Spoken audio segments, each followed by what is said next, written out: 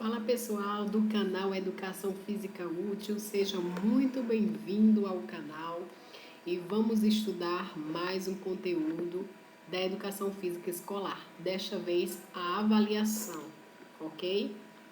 Já se inscreve, deixa seu like, eu me chamo professora Érica Herculino, sou formada na área de Educação Física, tá certo? Especialista em Educação Física Escolar e eu quero convidar você a vir estudar comigo. Seja muito bem-vindo. Vamos lá? Então, sobre a avaliação, existe basicamente 3 modalidades de avaliação que devem harmonizar-se de modo a contribuir para o sucesso educativo dos alunos e para melhorar a qualidade de ensino-aprendizagem do professor. São elas a avaliação diagnóstica, a avaliação formativa e a avaliação somativa. Vamos entender um pouquinho de cada uma. É super importante que você entenda a função de cada uma, porque ela é questão certa em provas de concurso e para aqueles que estão ainda na graduação também é uma questão certa saber diferenciar estes tipos de avaliação, a diagnóstica, formativa e somativa. Então veja, a diagnóstica ela se dá no início do processo de aprendizagem e é utilizada para verificar os conhecimentos que os alunos têm, as particularidades, características dos alunos e os pré-requisitos que os alunos apresentam sobre o conteúdo. Veja que na diagnóstica é um instrumento de diagnóstico da situação que o aluno se encontra, né? Buscando encaminhamentos adequados para o ensino e a aprendizagem. Então, veja o quanto é importante entender essa função da diagnóstica. Porque o professor, a partir dessa avaliação, ele vai ter condições de compreender e verificar o nível em que o aluno se encontra, podendo assim trabalhar com ele para avançar em termos dos conhecimentos necessários. Tudo bem? A avaliação formativa, ela aborda a questão da caracterização abrangente e complexa, pois consiste em algo construtivo e formativo, onde o critério é analisar como a aprendizagem está sendo absorvida pelo aluno e como ele a recebe, ou seja, o que o aluno aprendeu e aquilo que ele deve aprender. Veja que na formativa, ela já é uma forma que o professor ele vê o rendimento da aprendizagem durante o processo, localizando assim a deficiência e a organização do ensino, né? Sabemos que o planejamento é flexível e mediante o que você vai vendo no decorrer do processo, você pode estar modificando, vendo o que o aluno realmente aprendeu ou que ele teve mais dificuldade em aprender para então poder estar formulando novas ideias. Então veja que Morgado 2007 e Pelite 2000 diz que tem função controladora e se dá ao longo do processo do ensino-aprendizagem. Então a formativa é um processo, tá certo? É uma avaliação em processo, em construção. Ok? Entendida? Então vamos para a somativa. Já a avaliação somativa tem função classificatória e é feita sobre um determinado período de tempo, fim de semestre, mensal, bimestral ou anual, ou após certo conteúdo ter sido apresentado, onde o aluno deve atingir média, nota pré-estabelecida para aprovação. Então, veja que a somativa é a que é realizada no final do processo.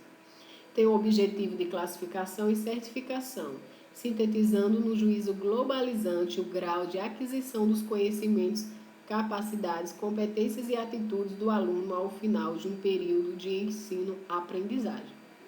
Então, estamos entendidos que a diagnóstica se faz no início, a formativa se faz no processo, no meio da caminhada, na verdade, e a somativa no final, beleza? É muito interessante sabermos também a questão dos PCNs relacionados à avaliação.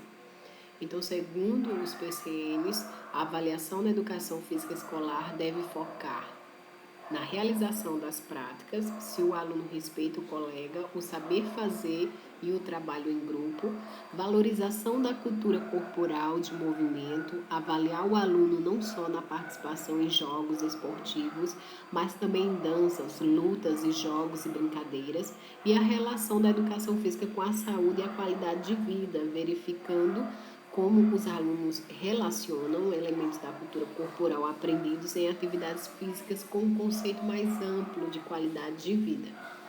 Então, veja que os parâmetros curriculares nacionais, eles têm essa diversificação de conteúdos e também ele permite que o aluno faça parte do processo avaliativo.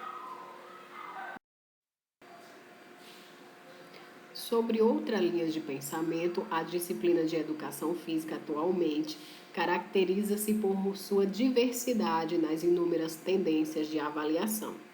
Então, temos a tendência clássica ou tradicional, a tendência humanista reformista e a tendência crítico-social. E o que vem a ser essas tendências e suas formas de avaliar? Para Mendes, 2010, na educação física, as tendências tradicional, militarista e tecnicista, surgiu a tendência tradicional clássica de avaliação da aprendizagem, com caráter mais quantitativo, pois mede-se ou avalia-se através de testes ou desempenho técnico e aptidão dos alunos. Nesta tendência tradicional, acontece a avaliação somente no final do prazo e atribui nota ou um conceito de avaliação punitiva. Envolve medição, cumprimento de uma exigência burocrática. Logo depois, houve inúmeras críticas no final da década de 70 e sabemos que surgiu novas tendências na educação física. E desta forma, surge a abordagem humanista, que levanta a necessidade de avaliar para além dos parâmetros biológicos, incluindo dimensões cognitivas, afetivo-social, formação de atitude e aquisição de valores. Veja que desta vez já considera as diferenças individuais dos alunos na construção do conhecimento, as análises psicomotoras e componentes norteadores pela a questão qualitativa, ok? E logo depois também surgiram as tendências críticas, em oposição à tendência tradicional, em meados da década de 80. E essa tendência crítica, influenciada pela área da sociologia, antropologia e filosofia, preconiza que o desenrolar do processo avaliativo precisava ser utilizado para o desenvolvimento da autonomia do aluno, baseada na valorização da reflexão e no fazer coletivo. Já nesta forma de abordagens críticas que houve da educação física, o aluno e o professor eles poderiam discutir os critérios a serem utilizados na avaliação, utilizando juízos de valor, ok? Para uma avaliação integral, justa e formativa, é preciso avaliar os alunos nas 3 dimensões de conteúdos, ou seja, procedimental, conceitual e atitudinal. Os conteúdos envolvidos na dimensão procedimental estão diretamente relacionados com o saber fazer. E para avaliar esse ponto, somente verificando situações em que os estudantes devem aplicar tais conteúdos. A dimensão conceitual está diretamente relacionada com a questão dos conhecimentos, envolvendo os conceitos dos conteúdos trabalhados. E a questão da avaliação do ponto de vista atitudinal ocorre na maioria dos casos em situações de conflito. Então veja que essa atitudinal está ligada à questão da tolerância, do respeito, do companheirismo, orientações, as regras, se o aluno concorda, discorda, a questão da atitude dele diante de uma problemática. Então fica bem esclarecido o que é um conteúdo avaliado na dimensão procedimental, que é o procedimento de se fazer, aquela atividade. A dimensão conceitual é a questão do conhecimento, do conceito daquela atividade, e a atitudinal de valores, tá certo?